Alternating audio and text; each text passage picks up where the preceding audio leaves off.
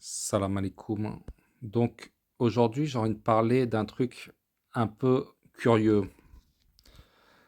C'est-à-dire que on trouve en effet des contradictions entre le Coran, les évangiles et ce qu'on nous présente comme la Torah.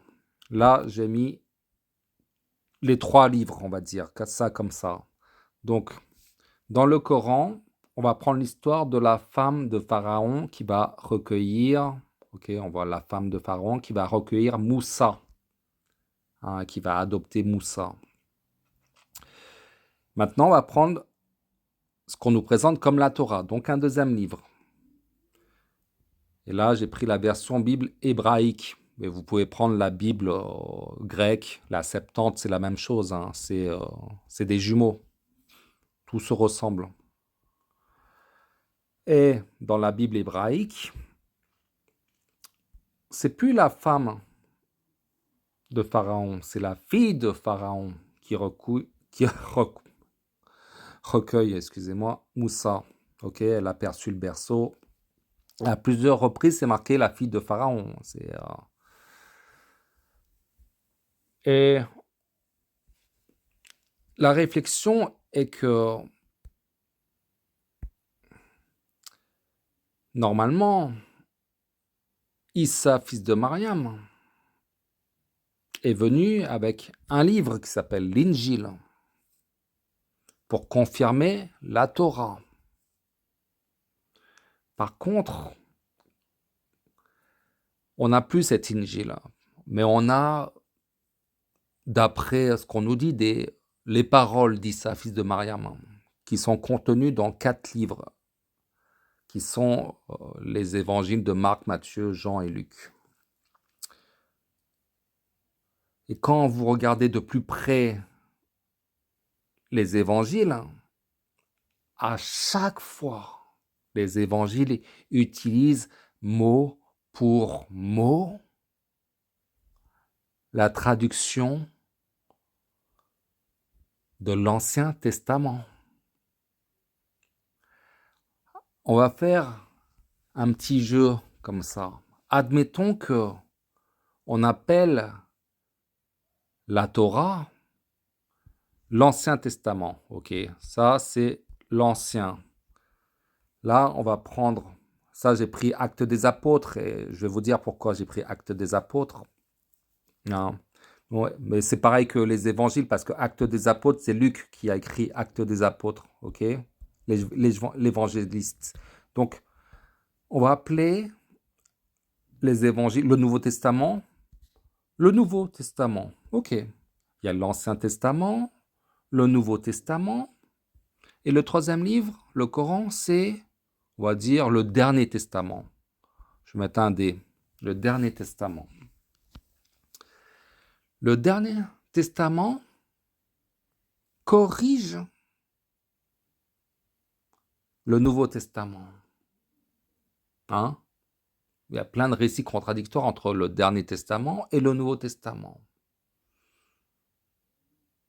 Mais normalement, le Nouveau Testament, si on suit cette logique, est censé corriger l'Ancien Testament.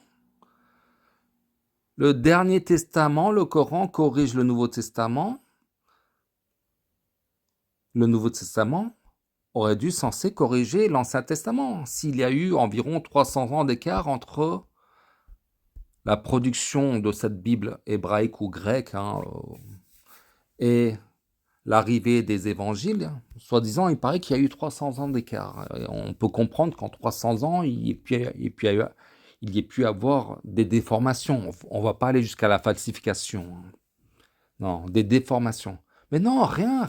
En 300 ans, la version du Nouveau Testament ne corrige en rien du tout l'Ancien Testament.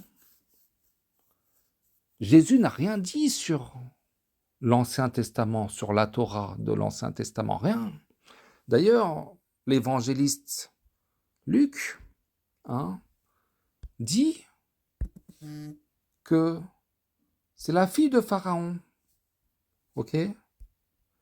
Lui, il n'a pas changé. Pour lui, c'est la fille de Pharaon.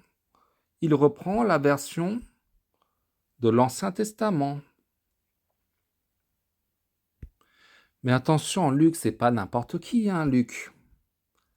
Luc, c'est celui qui a composé le hadith, le récit de Jésus le plus précis, d'après ses mots, hein. Il dit plusieurs ayant entrepris de composer un hadith, des récits des événements qui sont accomplis parmi nous, suivant ce que nous ont transmis ceux qui ont été des témoins oculaires dès le commencement et sont devenus des ministres de la parole. Il m'a aussi semblé bon, après avoir fait des recherches, pas n'importe quelle recherche, hein, exacte. D'après ces mots, c'est des recherches exactes. Hein, on connaissait les hadiths sûrs et certains, les hadiths, enfin, voilà, confirmés de chez confirmés, c'est sûr et certain. Lui, c'est Luc, c'est qui a écrit l'évangile le plus performant. Alors, les recherches exactes sur toutes ces choses, depuis leur origine, de te les exposer par écrit d'une manière suivie, mon excellent Théophile. Ok, ce qui est intéressant, c'est que Luc a écrit Actes des apôtres. Hein. Luc a écrit Actes des apôtres.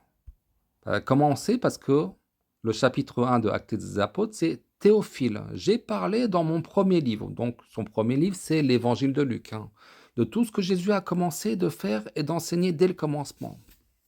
Ok. Dans l'évangile de Luc, Luc dit « J'ai fait des recherches exactes ». Hein, il était super bien renseigné sur Jésus. Mais par contre, hein, il n'était pas très bien renseigné sur... C'était pas la fille de Pharaon qui a recueilli Moussa. Le Coran nous dit que c'est la femme de Pharaon. Par exemple, le Coran nous dit que les enfants d'Israël qui ont fait l'exode étaient une bande peu nombreuse, alors que dans la Bible hébraïque ou dans la Bible grecque, hein, ils disent qu'ils étaient 600 000 hommes, sans compter les femmes et les enfants, hein, environ 2 millions. Une bande peu nombreuse dans le Coran, et dans ce qu'on nous présente comme la Torah, 2 millions de personnes. C'est curieux. Dans le Coran, le personnage s'appelle Firwan. Hein. Et bien, vous savez quoi? Dans l'Ancien Testament, ce roi, ce Firwan, il meurt.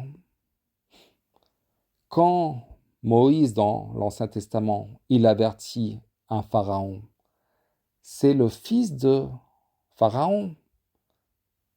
Enfin, il y a 2 pharaons. Moussa, il connaît 2 pharaons, le père et le fils. Enfin, il y a plein de trucs qui vont pas. Non, moi, je dis, alors peut-être que l'Ancien Testament est une falsification, selon moi. Voilà, c'est même beaucoup de chrétiens ont du mal à suivre. Non, mais même, le pire, c'est que même les chrétiens les plus chrétiens reconnaissent qu'il y a un problème. Tandis que un sunnite, enfin, à part les apostats, hein, les apostats, ils vont toujours trouver des problèmes. Mais franchement, le Coran, ça n'a rien à voir avec la Bible. Hein. Donc on peut se poser des questions par rapport à cette Torah. Est-ce qu'il y a eu falsification? Oui.